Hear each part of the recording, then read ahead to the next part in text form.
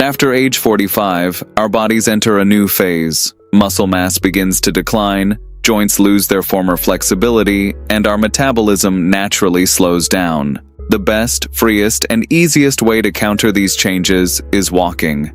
But here is the catch. Walking incorrectly after 45 doesn't just reduce the benefits. It actively damages your joints and muscles. Let's walk through the 7 most common mistakes people make every day in a logical sequence from the moment you step out the door to the moment you finish. Starting too fast. Let's start at the very beginning of your walk. The most common mistake I see is people stepping out of their house and immediately hitting their top walking speed. It feels like you are saving time, but your body is not a machine where you can just turn a key and hit the gas. After 45, your joints and muscles need a transition period to move from a state of rest to active movement. When you start too fast, your muscles are cold. Cold muscles are less elastic, which significantly increases the risk of micro-tears. Furthermore, your joints contain a lubricating fluid called synovial fluid. When you are resting, this fluid pools in one area. If you accelerate suddenly, this fluid doesn't have time to spread, meaning your cartilage is grinding dry. Thirdly, your cardiovascular system takes a sudden hit. Blood vessels aren't as elastic after 45, so a sudden spike in heart rate and blood pressure puts unnecessary stress on your heart. The solution: spend the first 3 to 5 minutes of your walk moving at a slow, leisurely pace. Let your body warm up and then gradually increase your speed. Walking with bad posture. Once you have started your walk correctly, the next issue is posture. Watch people walking in a park. Most are hunched forward, shoulders rolled in, and eyes glued to the ground. This is a biomechanical disaster. An average human head weighs about 11 pounds. When your head is perfectly balanced over your spine, your neck carries exactly 11 pounds.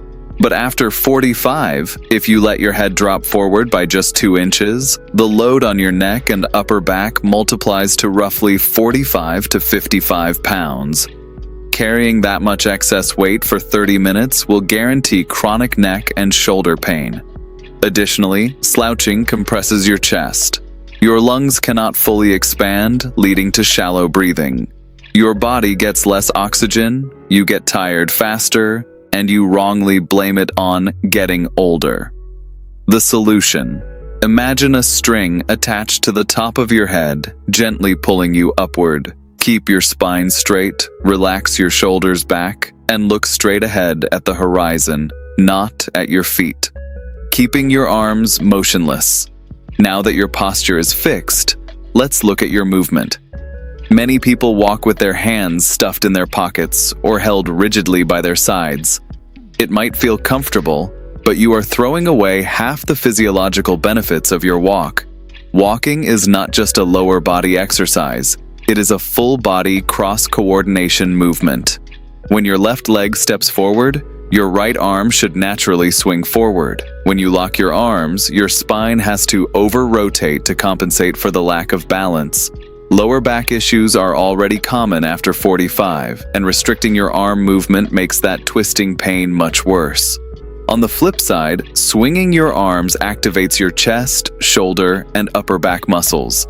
This improves blood circulation and burns significantly more calories.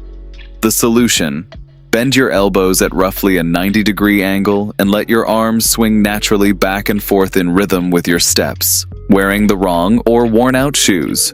Moving down from your arms, let's look at your foundation, your feet. After age 45, the natural fat pads on the soles of your feet begin to thin out. Your body's built-in shock absorbers weaken. If your shoes are old or lack proper support, the impact of every single step travels straight up your legs into your ankles, knees, hips, and lower back. Many people walk in sneakers they bought 2 or 3 years ago.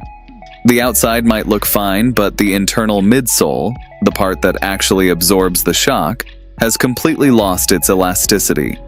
Walking in dead shoes is like taking a hammer to your joints every day, and it is a leading cause of osteoarthritis in people over 45. The solution: invest in soft, flexible shoes with good arch support. If you walk regularly, replace your walking shoes every single year. It is the cheapest joint protection insurance you can buy. Using a mobile phone. While walking with your posture, arms, and shoes sorted, we need to address a modern habit that ruins all of the above: texting or watching a screen while walking. When you look down at a phone, your neck drops at an extreme angle, bringing back all the posture issues we just fixed. But the bigger threat here is safety. Around age 45 and beyond, your inner ear's vestibular system, which controls your physical balance, starts to become slightly less precise. To compensate, your brain relies much more heavily on your eyes to keep you upright. When your eyes are locked on a screen, your brain loses its spatial awareness. You won't see uneven pavement, curbs, or slippery patches. The risk of a fall skyrockets, and a fall at this age isn't just a bruise. It can easily result in a hip fracture, which means months of bed rest and surgery. The solution: make your walk a mental break. Keep the phone in your pocket. If you want to listen to something, use earbuds, but keep your eyes on the path. The weekend warrior routine: inconsistency. Now, how often should you be walking? A common pattern is sitting at a desk all week and then going for a grueling 2-hour walk on Sunday. Medical science is clear.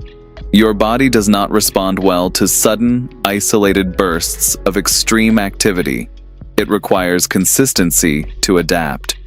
When you rest for 6 days and suddenly overload your body on the 7th, it triggers a massive stress response in your unconditioned joints and muscles. The next day, you wake up in severe pain and conclude that your joints just can't handle walking anymore. Your joints are fine, your loading pattern was wrong. To strengthen your heart and joints, your body needs repeated daily signals. The solution: instead of one long, exhausting weekend walk, aim for 20 to 30 minutes of walking 5 to 6 days a week. Your body adapts beautifully to moderate, consistent effort, ignoring recovery and stretching. Finally, the most ignored aspect of walking: what you do when you finish. Many people think walking is so light that it doesn't require any recovery. During a walk, your leg muscles continually contract. If you don't stretch them afterward, they remain slightly shortened and tight. After 45, this tightness accumulates rapidly, reducing your joints' range of motion and leaving you feeling chronically stiff. Additionally, muscle tissue is about 70% water. Even mild dehydration from a walk reduces muscle elasticity and causes painful cramps. Finally, remember that your body doesn't get stronger while you are exercising. It gets stronger while you are resting. The solution: the moment you finish your walk, drink a glass of water. Then, spend just 5 minutes doing light stretches for your calves and thighs. Those 5 minutes are your ultimate defense against chronic stiffness. And be sure to take 1 or 2 full rest days a week to let your tissues repair and strengthen.